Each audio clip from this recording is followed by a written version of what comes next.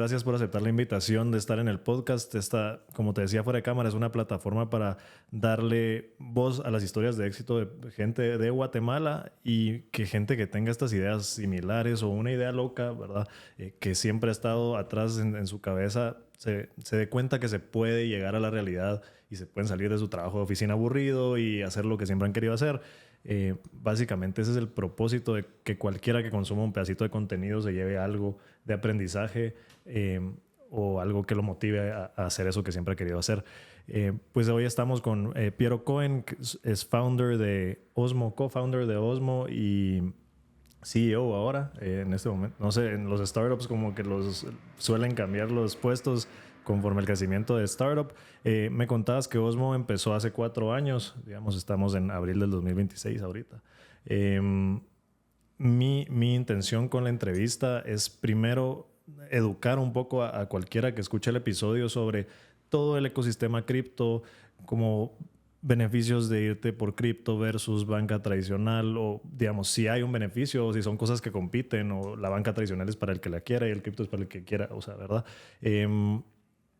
Y más o menos vamos por ahí, pero primero que todo quisiera escuchar la historia de cómo empezó. Buena onda. Pues antes que nada, un honor estar acá con vos. Gracias. Gracias a vos también por aceptar la invitación de venir a grabar acá. Pues, ¿cómo empezó Osmo? Mira, tal vez nos vamos a ir más de una década atrás. Yo vengo de una familia de empresarios y tenemos empresas como grupo familiar en todos los países centroamericanos. Y uno de las empresas más fuertes del grupo familiar es servicios financieros. Específicamente el tema de remesas y casas de cambio. Entonces yo nací en ese ecosistema, en ese mundo. Me lo conozco muy bien. Y después de graduarme de la U, yo estudié en Babson College, afuera de Boston, en Estados Unidos. ¿Sí ves valor en eso, en haber ido a la universidad? Mira, el network que hice, o sea, yo no te puedo decir si aprendí mucho en las clases de la U. Ahora cada vez que voy a un campus universitario digo, puchica, qué cool andar aquí con mi mochila y andar reconociendo gente y más de algo aprende uno en las clases. Pero hoy en día tengo un network en todas partes del mundo porque la universidad a la que fui es súper internacional. Sí. Y eso me ha abierto muchas puertas. Entonces, ahí yo tengo mis mixed feelings de que si quisiera que mis hijos vayan a la universidad, todavía no tengo hijos y de aquí a que vayan van a ser 20 años, no sé cómo va a ser el mundo universitario en ese momento, pero a mí me dio mucho valor, no necesariamente lo que aprendí en el aula, ¿no?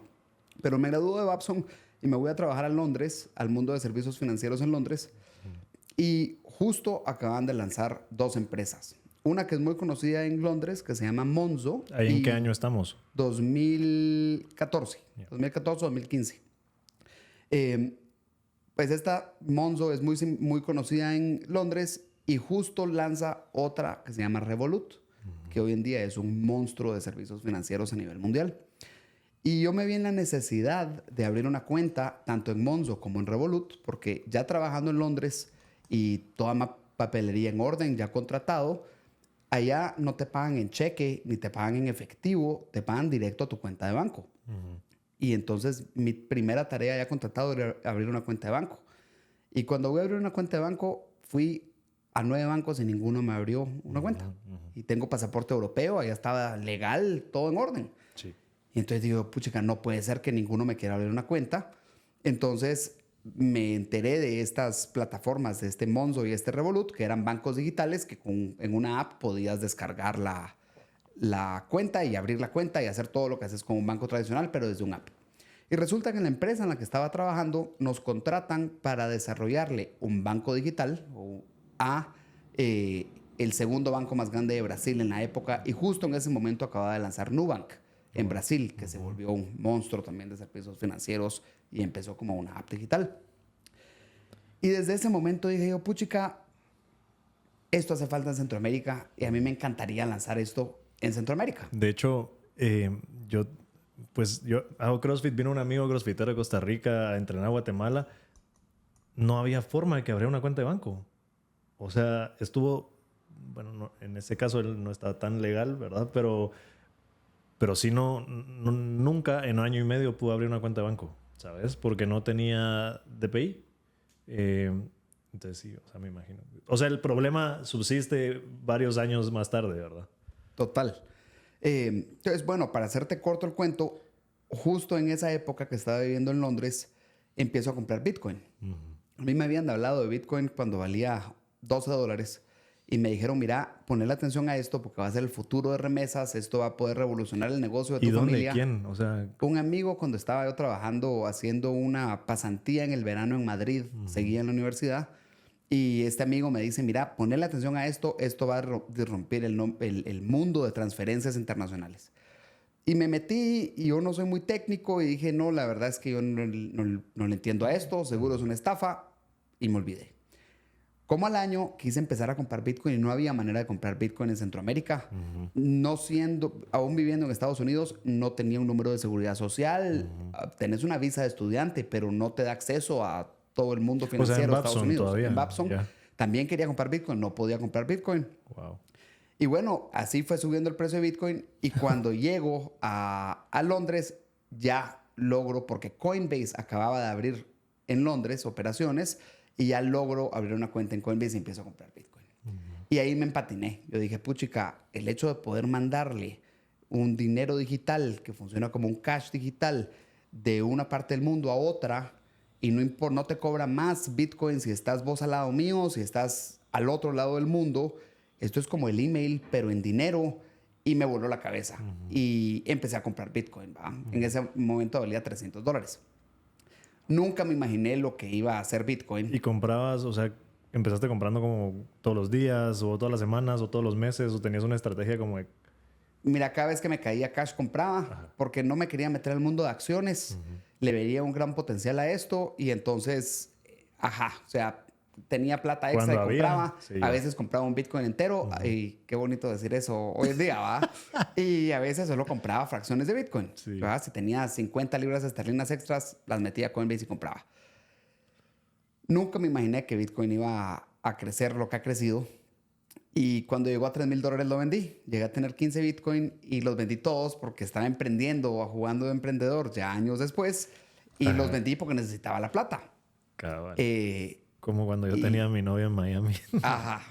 Y ahora uno dice, puchica, que fueran 15 Bitcoin ahorita, va vos. $1,500,000. Cabal. Pero bueno, no los tengo. Y como que eso te resume un poco de dónde vengo.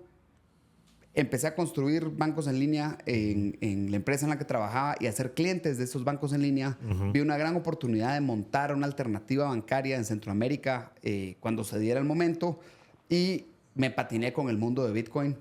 Luego regreso a Centroamérica, emprendo en otras 2 empresas que tuve que cerrar por distintos motivos. No de productos financieros. No de productos financieros, una en el área de turismo y otro en el área de un supermercado en línea durante la pandemia. Y en eso, en la pandemia, me doy cuenta que Estados Unidos está emitiendo un montón de dólares. El dólar cada día vale menos. Empiezo a llamar a mi familia. Hey, compren Bitcoin, compren Bitcoin, compren Bitcoin. Algún par de locos que ahora están muy agradecidos conmigo compraron Bitcoin. Otros no. Y los que compraron, la primera pregunta es ¿cómo compro? Yo tenía mi cuenta en Coinbase todavía en Londres, entonces yo los compraba, después se los transfería, pero me di cuenta, bueno, en Centroamérica no hay una manera fácil de comprar Bitcoin. Eso es en el 2020. Y en el 2021 me desencanté con la cantidad de logística que involucra tener un supermercado en línea. Y dije, no, esto iba bien el negocio, pero no me veía 15 años más en ese negocio. Y dije, no, lo voy a cerrar y me voy a dedicar a lo que yo más conozco, que es el mundo de servicios financieros. Quiero montar una alternativa a la banca tradicional, o sea, una app digital que te permita hacer cosas que históricamente solo podías hacer con un banco. Y quiero apalancarme de la tecnología de Bitcoin. Entonces, en el 2022 empezamos a trabajarlo en el 2021 y en julio de 2022, hace casi 4 años, 3 años y un poquito, lanzamos Osmo. Y, digamos, Osmo nace porque, digamos, generalmente cuando uno emprende tiene un objetivo, ¿verdad?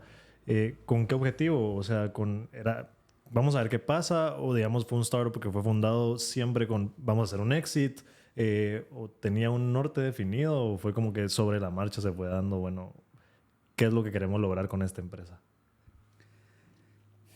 Mira, mi abuelo tenía un dicho que es algo como barco sin puerto de destino navega para siempre. Y creo que tener esa visión y ese puerto de destino es clave para saber hacia dónde vas. Sí. Yo lo que quiero es montar la empresa de servicios financieros más grande de la región y no limitarme a Centroamérica. Ya hoy en día operamos en México. Estamos a punto de lanzar servicios en Sudamérica también.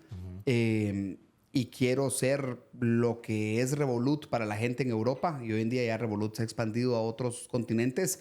Quiero ser yo para latinos. No solo latinos en Latinoamérica, pero también latinos en Estados Unidos.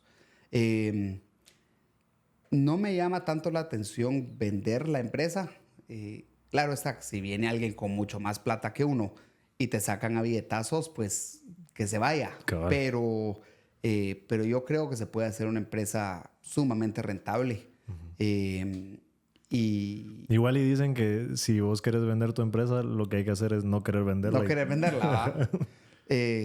Lo mismo con una casa. Cabal.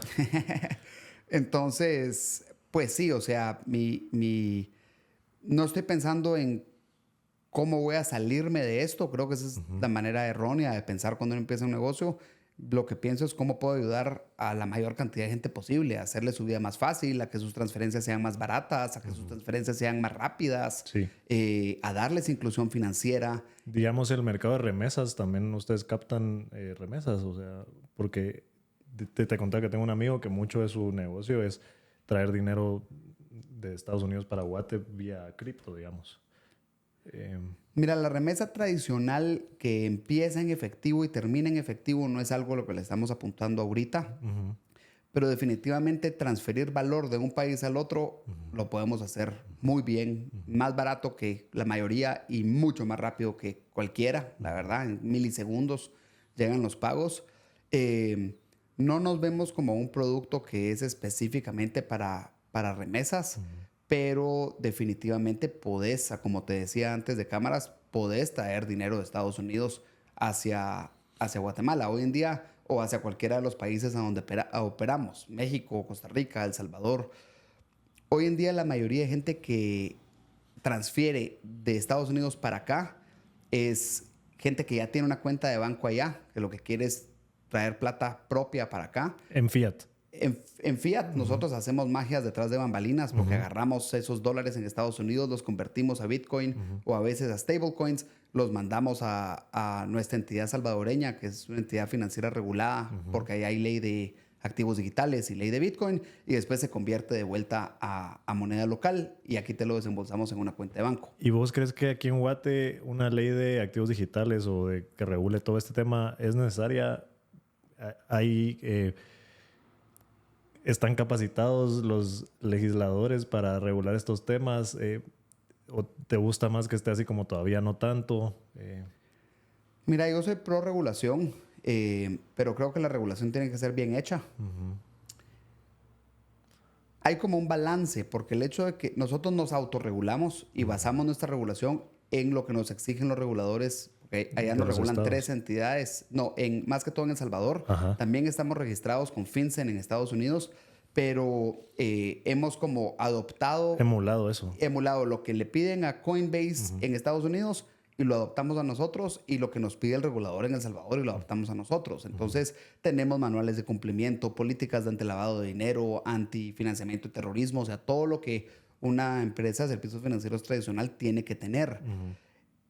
Pero eso lo hemos hecho por iniciativa propia, no porque nos lo pide nadie, porque aquí no hay un vehículo para regular este tipo de fintechs en Guatemala todavía. Yo sé que viene una regulación y llevo escuchando ya bastante tiempo que viene pronto.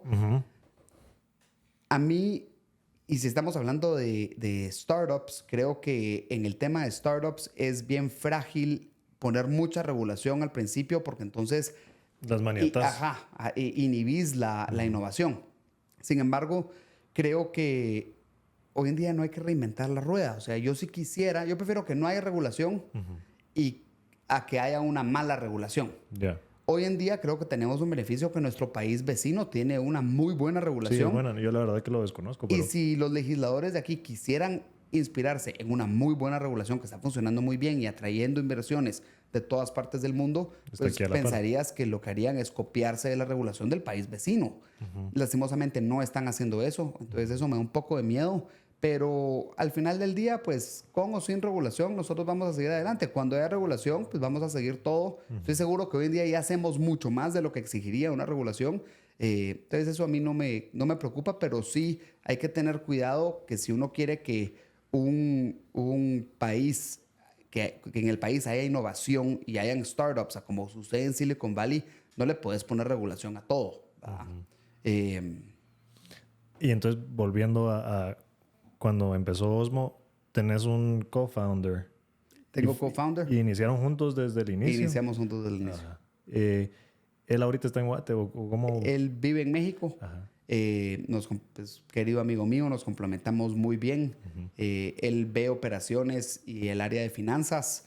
Yo veo el área de levantamiento de capital, producto y un montón de otras cosas. Yo digo que el puesto, aunque técnicamente CEO, yo digo CEO porque a uno le toca ver de todo. Cabal.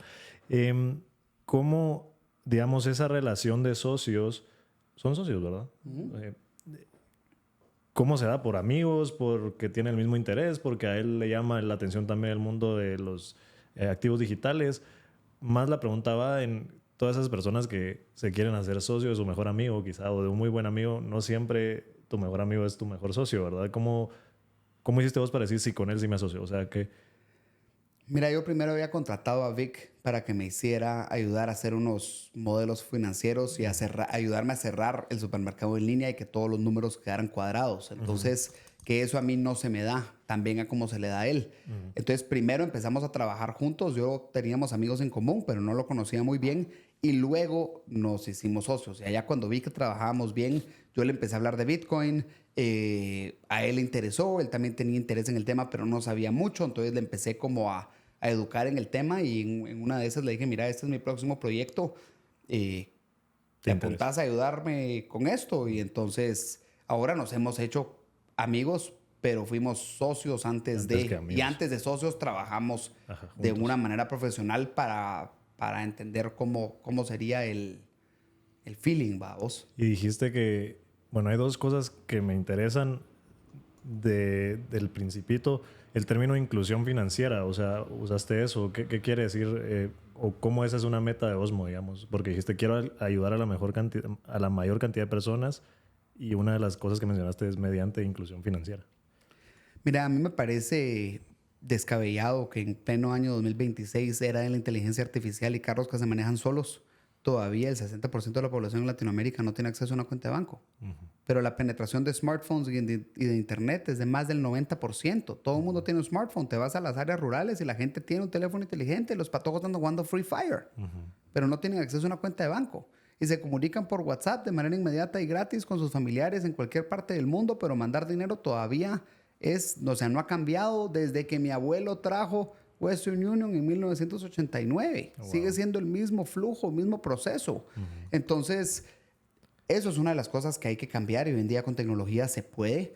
Y no solo la gente no bancarizada, hay mucha gente que está subbancarizada, que puede ser que tiene una cuenta de banco, pero no tiene acceso a crédito, no tiene acceso a transferencias internacionales, puede ser que solo tengan una chequera y una cuenta de ahorro, no tienen acceso ni siquiera a transferencias locales. Entonces, hay muchísima inclusión financiera que se puede hacer aún a la gente que sí está bancarizada, pero se le llaman los subbancarizados o los underbanked, ¿verdad? Está el unbanked, que es el no bancarizado, el underbanked, que tiene una cuenta, pero no suple todas sus necesidades, y después está el bancarizado que pues no necesita nada más porque puede hacer todo con su banco, pero hay una gran oportunidad de llegarle a la mayoría de la población en Latinoamérica que todavía no tiene acceso a servicios financieros. Y si sos el bancarizado, ¿por qué como que cambiarías tu brújula a la otra opción, digamos? O sea, porque somos más baratos, más rápidos y mejores.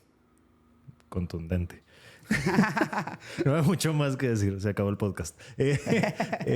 No, bueno, pues... Ojo, no somos un banco, ¿verdad? O sea, no te puedo ofrecer todo lo que te ofrece un banco. Pero para ciertas cosas, sí, fuimos construidos en la era digital ya desde cero. O sea, los sistemas operativos que tienen las empresas de servicios financieros tradicionales, no solo los bancos, fueron construidos en los 70s, 80s con tecnología legacy. Entonces, mover eso con instituciones tan grandes toma mucho tiempo. Nosotros empezamos ya en la era del Internet. Entonces, eso nos permite hacer cosas muchísimo más, de una manera mucho más ágil. Y el otro término que, bueno, palabras que has dicho, es que vos te dedicas a temas de levantamiento de capital. ¿Eso cómo funciona? Tal vez en abstracto, no hablando específicamente de Osmo, para empezar, cuando uno tiene un startup fundado en Guatemala, ¿verdad? ¿Qué puertas se pueden tocar? ¿O es todo en base a conectes y contactos? ¿O ya hay una estructura de inversión privada en empresas que están desarrollando valor, digamos, creando valor? ¿O lo hiciste fuera de Guate? ¿O, verdad? Para cualquiera que esté intentando ver, bueno, necesito $100,000 o $1,000,000. ¿Tenés algún tip de cómo se levanta capital en Guatemala? Uy, sí, hemos aprendido un montón. Mira, levantar capital no es para todas las empresas. Hoy en día, desde la película de Facebook, todo el mundo cree que voy a hacer una panadería, voy a levantar capital. No, uno levanta capital para empresas primordialmente de tecnología, porque los inversionistas quieren ver retornos que no ves con una empresa tradicional como una panadería. La 95% de las empresas no necesitan levantar capital. Pueden apalancarse de un socio que tiene la plata, pueden apalancarse de amigos y familia, pueden apalancarse del banco, como se ha hecho históricamente. Pero cuando tenés una empresa que va a crecer exponencialmente, sí necesitas en cierto momento quemar plata para ver qué funciona y qué no funciona, especialmente si es algo innovador que el modelo no ha sido comprobado. Entonces necesitas ese colchón extra. En Centroamérica es muy difícil levantar dinero, especialmente si solo tu visión es una empresa local, o aún si la visión es una empresa regional en Centroamérica, los fondos de inversión es no hay muy mucho difícil, interés, digamos. no hay mucho interés. Y aún si te vas a Estados Unidos o a Europa o a Asia, hay un poco más de interés, pero todavía Latinoamérica es de las regiones que menos plata logra levantar. Por dicha tenemos casos de éxito como Rappi en Colombia, Bitso en México, Nubank en Brasil, Mercado Libre en Argentina. Entonces, ya Latinoamérica cada vez se va poniendo más en el mapa de inversionistas, pero aún así es sumamente difícil. Sí requiere de estar cómodo con que te digan que no. A nosotros una cantidad de gente nos ha dicho que no les interesa, o que no le ven futuro, o que no le ven futuro a la región. Y es de seguir picando piedra y educando a la gente de que aquí hay un mercado enorme y hay una oportunidad bastante grande. Pero sí, a nosotros nos tocó irnos afuera porque la gente de aquí, han habido un par de gente, inversionistas, tanto angel investors, ¿verdad? Que quieren invertir porque creen en esto. Y han habido 1 o 2 fondos en Centroamérica que han creído, pero la mayoría son inversionistas de Europa y Estados Unidos que han creído en nosotros. Y, digamos, ¿cuál es el sweet spot entre... Porque pasa mucho, digamos, que no querés buy yourself out de tu propia empresa, ¿verdad? A veces vos haces una evaluación, esa evaluación te da X número, luego tal vez el performance no llega a la evaluación y tenés que hacer otro levantamiento de capital bajo una evaluación inferior, entonces comprometes mucho el equity que tenías en la primera evaluación. ¿Cómo también estrategias de evaluar empresas? O sea, ¿qué se usa en tecnología, en fintech? No sé, así, mira. O sea, Thin air. no, a mí me costó explicarle a inversionistas ángeles y a mi familia, que fueron los primeros inversionistas en la empresa, de cómo se le ponía una evaluación a un startup. Porque usualmente cuando vos tenés una empresa formal, pues agarras tu EBITDA y tiene un múltiplo de EBITDA tal vez por 5, por 7, por 15, dependiendo de la industria. Pero cuando el EBITDA es negativo, aunque lo multipliques por 50, sigue siendo negativo. Sí. Entonces, pues sí, usualmente en empresas de tecnología empezás en una ronda de $2 millones. Por la idea y por la ejecución. Y eso es ya con la plata que levantas. Usualmente se levanta como $500,000. Entonces es 1.5 millones de evaluación antes del dinero, y ya post money se le llama, vale 2 millones. Pero hay bastantes mecanismos. Nosotros lo que usamos es un documento o un vehículo que se llama SAFE, que en inglés por sus siglas es Simple Agreement for Future Equity. Y eso lo que te permite es no ponerle una evaluación, porque de nuevo es imposible evaluar algo que no existe, que solo es una idea.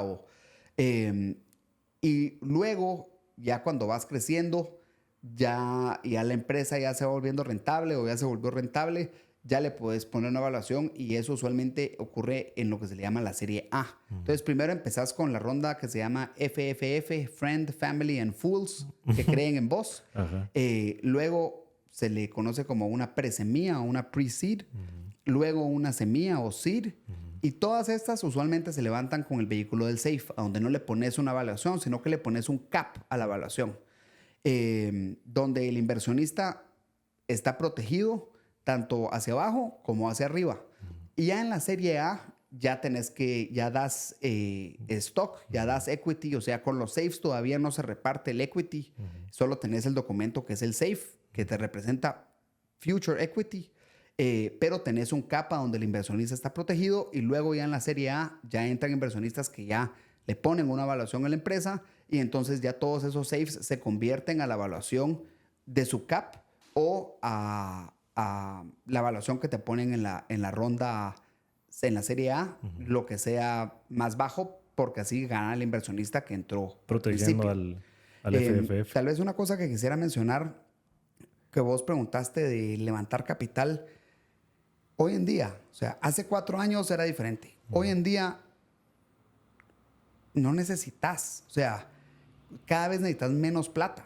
Hoy en día lo que estamos haciendo con el equipo, con AI y rediseños de la aplicación, diseños desde cero, nuevos flujos, integraciones, o sea, con Cloud Code, con un montón de herramientas que utilizamos. Hace 3 días salió Cloud Design y ya rediseñamos toda la aplicación desde cero para sacar una nueva versión de la app. O sea, antes tenías que ir con una presentación a los primeros inversionistas. Miren, tengo esta idea, quiero levantar capital. Hoy en día no tenés excusa. O sea, un patojo, aunque no seas... Yo no estudié sistemas de programación. Yo estudié business. Y las cosas que yo he hecho con AI y con Cloud Code, es una locura. Hoy en día, si alguien me llegara a mí a presentar una oportunidad de inversión y llegan con una presentación, automáticamente los corro del cuarto, pues, porque ya deberías de venir con un producto, con un mock-up, por lo menos, pero ya ni siquiera es un mock-up. O sea, ya debería de ser una app en el App Store que funcione. El MVP ya hecho, pues. El MVP ya tiene que estar hecho. Y eso te cuesta un mes de trabajo o $100 de Cloud Max al mes. ¿Va? O sea, te costó $100 hacer el MVP y que pases chambeando. Y tal vez lo otro que me gustaría agregar es... Mucha gente quiere emprender y mencionaba lo de Facebook y todo el mundo quiere levantar capital. Vos no tenés idea de lo que es. O sea, vos también sos emprendedor y has hecho tu propio camino, pero tener inversionistas si los tenés aquí y quieren ver resultados, o sea, eso es un estrés extra, aparte del estrés de manejar humanos, de tener relaciones bancarias, de tener... la gente te confía con su dinero y ese dinero pues lo tenemos en instituciones bancarias, etcétera. Pero es un sinnúmero de cosas que uno tiene que malabarear y lidiar con inversionistas es una más de ellas. Y lo otro es que ser emprendedor no es para todo el mundo. De nuevo, o sea, Mark Zuckerberg y Bill Gates y Steve Jobs y como que se volvió sexy en los últimos 15 años, pero es un roller coaster, ¿verdad? O sea, hay días que vos decís, a la puchica, ya no se puede más. Y ese mismo día decís, we're so back, vamos. O sea, de it's so over a it's so back. Han habido, hace 2 años teníamos 2 semanas para pagar planilla. No teníamos para pagar planilla a final de mes. Habíamos pagado esa quincena, no teníamos a final de mes. Y dijimos, bueno, vamos a tener que cerrar la empresa. Y en eso vino un impresionista y nos dio plata y prácticamente... En 3 días empecemos a planear cómo hacemos para cerrar la empresa. Ahora tenemos plata para continuar creciendo y 2 años y medio después aquí seguimos, vamos. Wow. Entonces, sí es un roller coaster que a veces digo yo, puchica, qué fácil sería solo ir de 9 a 5 a la oficina, ¿va? Cabal. Sí, no es para todos, no es para todos. Y los 2 caminos están bien, ¿verdad? O sea, el camino del emprender y el camino de la escalera corporativa regular. Creo que para emprender tenés que de verdad como sentir, tener un llamado más grande más que solo hacer plata. O sea, yo le digo a mucha gente bromeando, si yo quisiera hacer plata, vendería vicio. Vapes y guaro. O pongo Sería un bar, fácil, pues, o pongo un bar o vending machines que te venden vapes. Todo el mundo anda fumando vapes. Sí. Pero yo no estoy haciendo esto por la plata, lo estoy haciendo porque cómo puedo ayudar a la mayor cantidad de gente posible. Y cuando veo gente como mi barbero que no tiene una cuenta de banco y usa Osmo como su alternativa bancaria y puede mandar transferencias y pagar la colegiatura del hijo y recibir pagos de sus clientes, digo, puchica, es por gente como él que lo estamos haciendo. Entonces, esta visión más grande a uno lo hace continuar, porque de nuevo no es por el dinero, es porque sí querés tener un impacto positivo en tu gente, en tu región y Sí, porque justo mundo. te iba a preguntar, en esos momentos que querés cerrar la empresa, que le pasa a cualquiera que tenga un negocio, y cualquiera que tenga un negocio se ha visto en eso de a veces no tenés para pagar la planilla, por grande o pequeño que sea el negocio. ¿Cómo haces para seguir adelante? Pero yo, mientras te iba escuchando, iba pensando, y es algo que yo también le digo, digamos, a los vendedores que trabajan conmigo en Element, que un vendedor, ¿verdad? Porque un vendedor es básicamente un empresario, es dueño de su tiempo y su ingreso depende de su hustle, ¿verdad? No, un vendedor con salario no es vendedor. Y entonces les digo, know your why. O sea, si tenés claro por qué estás haciendo lo que estás haciendo, puede que sea vender piñas, vender casas, vender servicios financieros, pero si tenés un por qué claro, vas a salir adelante. O sea, y todo va a funcionar. O sea, las cosas van a salir adelante si trabajas y tu por qué está claro. Y tu por qué tiene que ser más que transaccional. Es lo que obvio, vendiendo casas caras, ustedes van a hacer dinero porque las comisiones son buenas. Pero si solo están en el negocio inmobiliario por el dinero, se van a, o sea, te engatusas en los $50,000 de la venta del $1,000,000, dejas de trabajar 5 meses y tenés que hacer otros 50,000 porque estás por el dinero, ¿verdad? Pero si sabes tu por qué, entonces, por ejemplo, yo, ¿por qué estoy metido en el negocio inmobiliario? Porque le quiero proveer a mi familia una vida ilimitada y veo que el negocio inmobiliario es un vehículo para esa vida ilimitada para mi familia. Y eso hace que yo venda lo que tenga que vender, trabaje las horas que tenga que trabajar.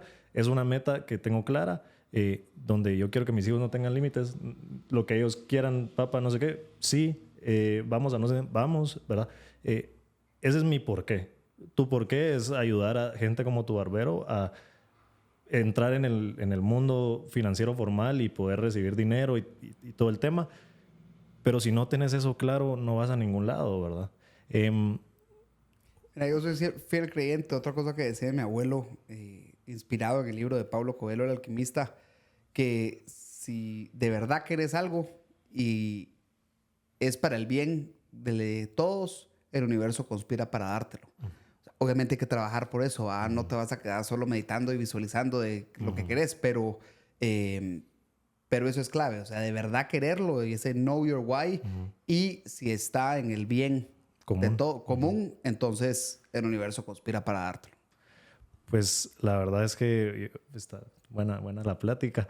Pero estamos sobre el tiempo. La verdad, para ir cerrando, quiero hacerte 2 o 3 preguntitas más. Primero, ¿es posible que el Bitcoin se vaya a cero? Imposible. O sea, todo es posible. Es posible que mañana caigan 10 meteoritos y eliminen el mundo. Entonces el mundo ya no existe, el Bitcoin tampoco existe, todo vale cero. Pero que si yo veo una realidad donde Bitcoin no va a valer nada, no. Y te diría que es imposible porque yo tengo una orden de compra que compro todos los Bitcoin cuando llegue a $1. Entonces no valdría cero porque al llegar a $1 los compro y todos. no sos el único que tiene esa orden y puesta. hay gente que con mucho más plata que uno que tiene órdenes para comprar un montón de Bitcoin cuando el precio valga $10 y llegará a valer $10. Pero olvidémonos de esa realidad. El Bitcoin está aquí para quedarse. Los bancos más grandes del mundo están metidos. Las entidades más grandes como BlackRock tienen ETFs de Bitcoin. Morgan Stanley hace 2 días lanzó un ETF en el Stock Exchange de Bitcoin. O sea, y no estamos hablando de cripto. Nosotros no tocamos cripto. Yo no soy creyente en cripto. Y Bitcoin y cripto son cosas diferentes. ¿Cómo? Ese va a ser para el podcast, para el próximo podcast. Para el de Manhattan. Exactamente. Pero contestando tu pregunta puntualmente, no veo yo. O sea, ¿va a llegar a valer $30 millones un Bitcoin? Sí. 100%. Yo calculo con unos 25 años. y no veo yo que Bitcoin vaya a valer cero.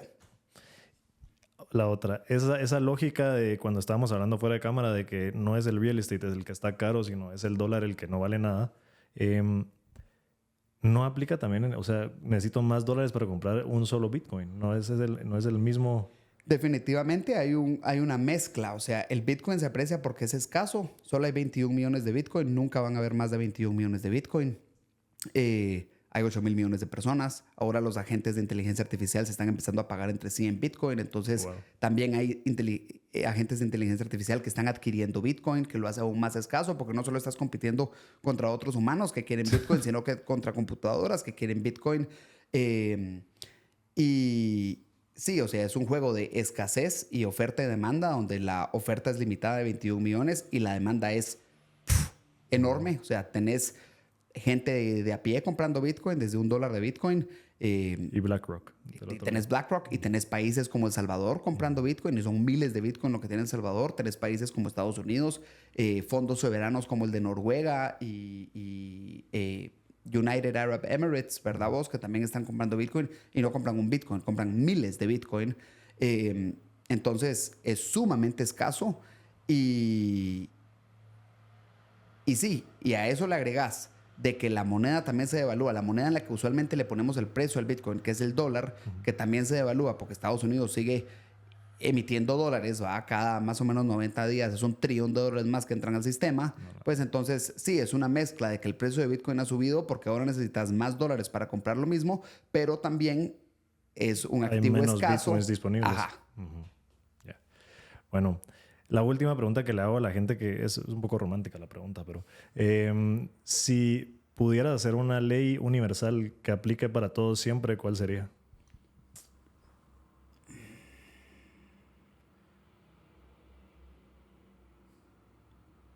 Que los gobiernos no pudieran imprimir dinero al azar o ilimitadamente. O sea, si la ley universal es que nos adoptemos el patrón oro, el gold standard que teníamos antes de los 70s, esa me encantaría que fuera una ley universal. Me encantaría más que la ley universal fuera un patrón Bitcoin, ¿verdad? Porque es aún más escaso que el oro. Pero yo creo que el mundo sería mucho mejor, habrían menos guerras, la gente se pudiera retirar dignamente si tu dinero cada vez valiera más en vez de que cada vez valga menos. Buenísimo. La verdad es que es la respuesta más financiera para esa pregunta que puede haber, pero buenísimo. Gracias, Piero, por estar acá en State of Success y recibirnos en tus oficinas en... ¿Cómo se llama aquí? En Antigua, pero se llama El Cubo, el Cubo Center, pero pues sí, la próxima vez lo hacemos en Manhattan. Sí. Buenísimo. Gracias a todos los que escucharon.